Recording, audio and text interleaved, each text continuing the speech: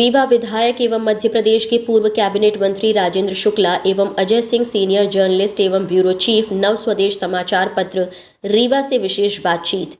इस दौरान रीवा विधायक एवं पूर्व कैबिनेट मंत्री राजेंद्र शुक्ला से सीनियर जर्नलिस्ट ब्यूरो चीफ नव स्वदेश अजय सिंह के द्वारा सीधे बातचीत के दौरान कई सवाल किए गए, जिसमें प्रधानमंत्री नरेंद्र मोदी के हाल में हुए रीवा दौरे से भाजपा को कितना लाभ मिलेगा, भाजपा की राजनीति के केंद्र बिंदु रहे विंध्य की सीटों में क्या लक्ष्य निर्धारित है, भाजपा में सब कुछ ठीक ठाक नहीं है, पार्टी के अंतर विरोध के कारण ही रीवा महापौर चुनाव हार गए, विकास कार्यों की लंबी श्रृंखला एवं विंध्य की राजनीति में आपका एक कद है, भाजपा ने आपको हाशिए पर डाल रखा है, आपको पार्टी में वो मुकाम नहीं मिला जिसके आप हकदार हैं। भाजपा का ये कौन सा चरित्र है? भाजपा में स्थापित नेताओं को हाशिए में डालने की परंपरा है। राहुल गांधी की भारत जोड़ो यात्रा से कांग्रेसी उत्साहित हैं। कांग्रेसी मानते हैं कि यात्रा का परिणाम सार्थक रहा है। रथरा से चौरहटा आदर्श रोड को लेकर अनेक सवाल किए गए। वहीं आप अपना राजनीतिक गुरु और आदर्श किसे मानते हैं? कांग्रेस से आप अर्जुन सिंह जी के करीबी रहे, उनसे क्या कुछ सीखने को मिला?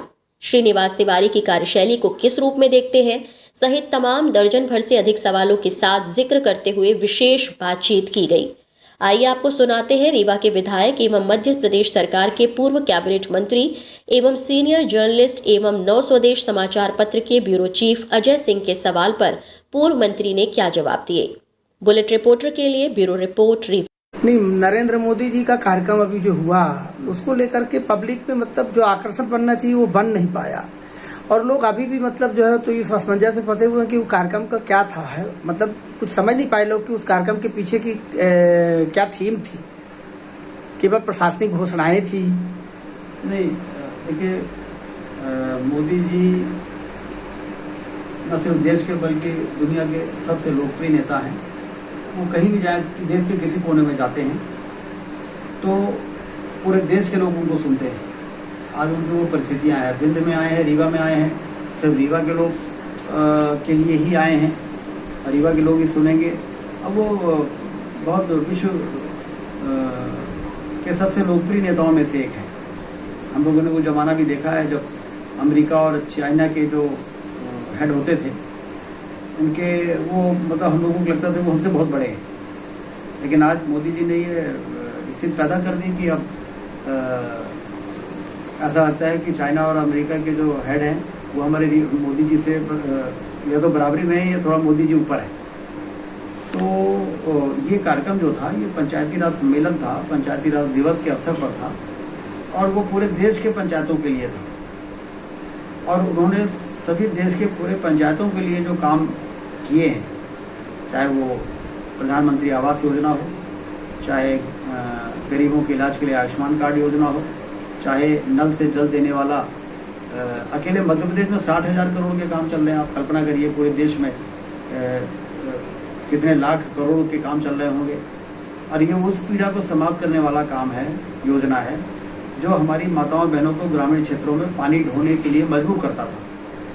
आप भी गांव से जुड़े हैं, हम भी गांव से जुड़े हैं। हम लोग बचपन में जब गांव में जाते थे तो देखते थे यदि कहीं इदारा है, कहीं यदि तालाब है, बावड़ी है, तो वहाँ से एक मटके के ऊपर दूसरा मटका, तीसरा मटका, और दोनों हाथों में बाल्टियाँ लेके हमारी परिवार की जो माताएं बहनें रहती थी वो तालाब से पानी ढोती थी।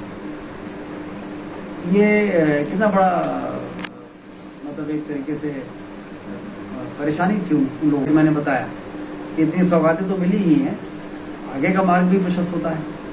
तो इसलिए मोदी जी के दौरे को मैं पूरी तरह से बहुत ही सफल कार्यक्रम मानता हूँ। एक अंतर 1.5 से 2 लाख लोग इकट्ठे हुए, सबने सुना और प्रसन्न होके गए।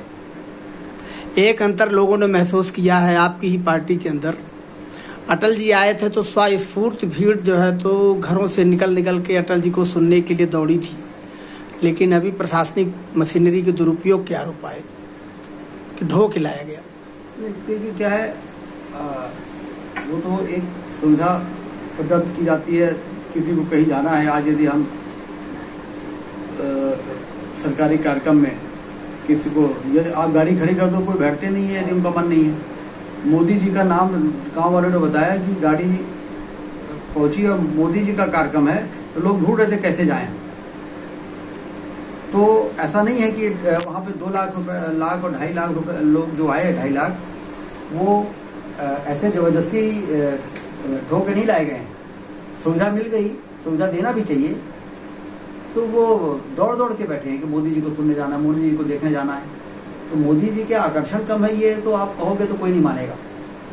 जिन मोदी जी को विदेशों में जाते हैं, जहाँ के लोग राजनीतिक लोगों को से दूरी बनाते हैं, वहाँ भारत के इतने सारे लोग हैं, दौड़ दौड़ के, और जिस होटल में मोदी जी रुकते हैं उसके बाहर हुजूम लग जाता है भारतीयों का, 5-5 हज़ार लोगों का हुजूम। जबकि विदेशों में कल्चर ही नहीं है कि कोई नेता आए तो उसको देखने के लिए, उसको हाथ हिलाने के लिए कोई जाए।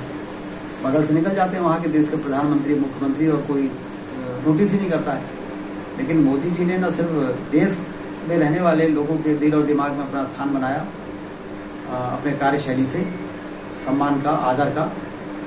वो जो NRIs हैं, बाहर हैं, जो करोड़ों की संख्या में हैं, वो भी उसी प्रकार से अपने उन देशों में रह के गौरवान्वित हो रहे हैं कि भारत आगे बढ़ रहा है, तो मोदी जी के कारण बढ़ रहा है।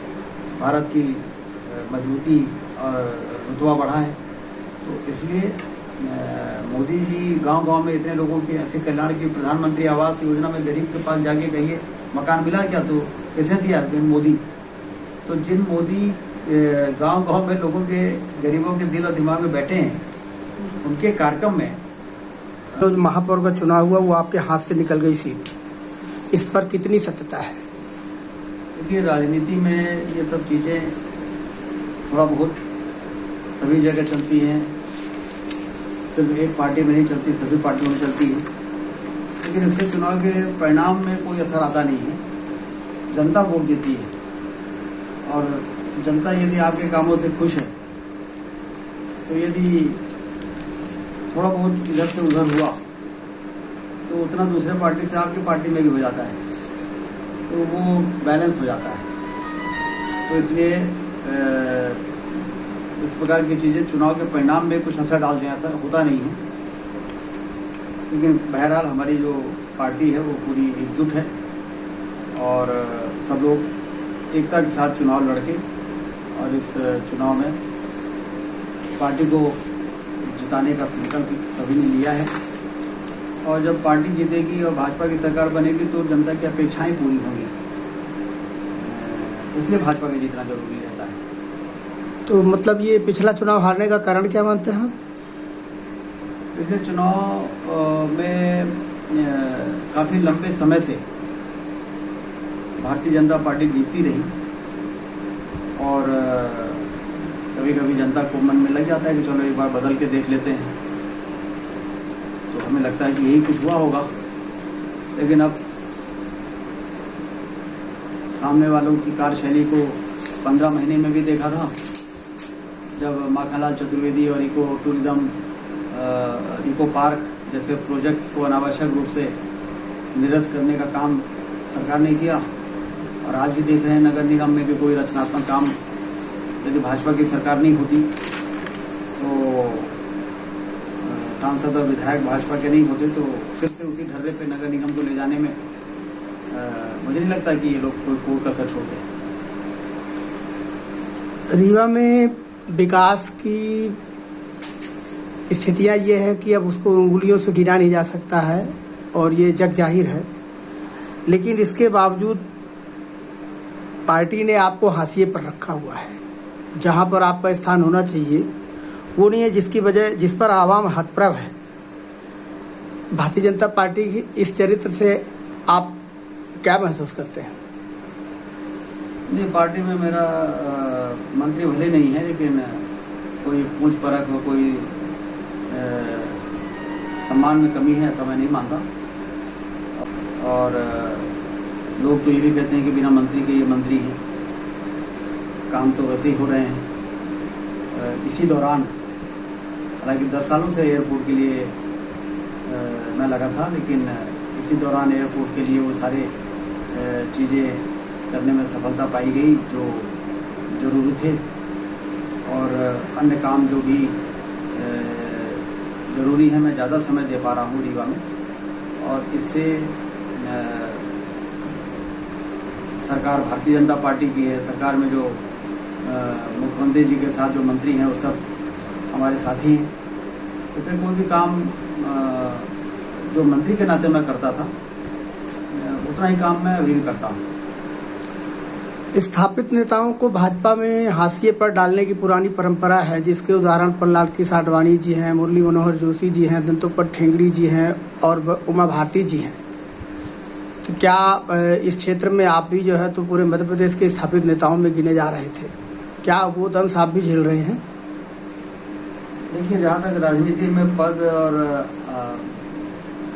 मंत्री बनना न बनना, ये सब बहुत कुछ राजनीति के उतार चढ़ाव आते हैं। मुख्य मुद्दा यह है कि जब आप उस पद में नहीं है जिस पद पर आपको होना चाहिए, उस समय आपकी भूमिका क्या है, उस समय आपका व्यवहार क्या है, उस समय आपकी निष्ठा क्या है, ये लोग बहुत बारीकी से देखते हैं। और यदि उस पर कोई व्यक्ति खरा उतरे, चेहरे में शिकन ना आने दे और अपना काम करता रहे, तो मुझे लगता है कि वो ज़्यादा मायने रखता है। और धैर्य राजनीति के लिए सबसे आवश्यक विषय होता है। यदि आपके अंदर धैर्य है तो ये कभी उतार है कभी चढ़ाव है, ये तो राजनीति में हमेशा चलता रहेगा।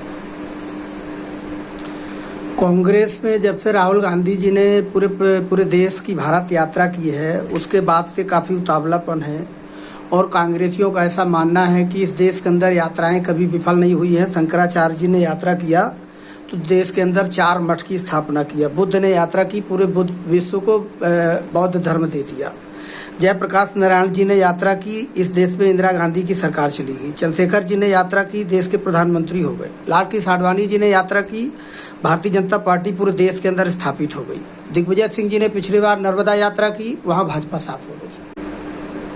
नहीं, जनता से संपर्क और यात्राएं, दौरे राजनीति में इसका हमेशा से महत्व रहा है और इसके फायदे होते हैं।